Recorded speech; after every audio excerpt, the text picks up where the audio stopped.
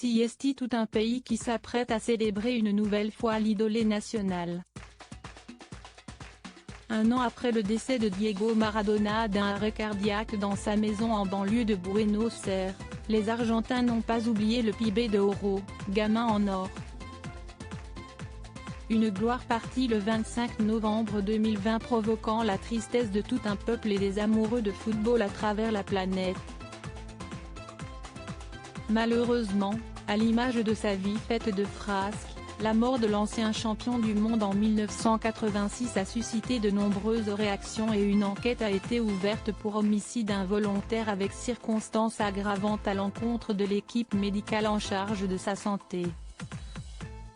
Souffrant de plusieurs problèmes physiques au niveau des reins ou d'une insuffisance cardiaque, Diego Maradona sortait d'une opération pour un caillot de sang à la tête 2 semaines avant sa mort. La justice cherche désormais à savoir s'il y a une négligence de la part de l'équipe de soignants chargée de s'occuper de l'ancien sportif décédé à seulement 60 ans.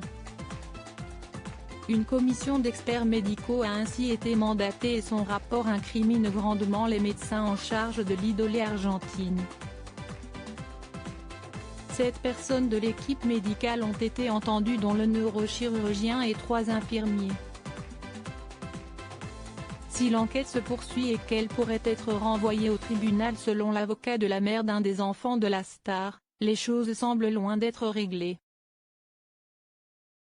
5 enfants pour se partager ses biens extrêmement populaire et considéré comme un dieu vivant en Argentine, Diego Maradona a accumulé un patrimoine important de son vivant et la question de sa succession reste également en suspens aujourd'hui.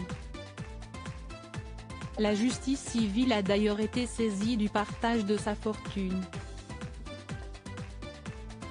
Père de Dalma, 34 ans, et Giannina, 32 ans, né de son histoire avec son ex-épouse Claudia Villafane, il a également reconnu 3 enfants, 2 garçons et une fille. Une grande vente aux enchères va d'ailleurs être organisée le 19 décembre pour rembourser ses dettes.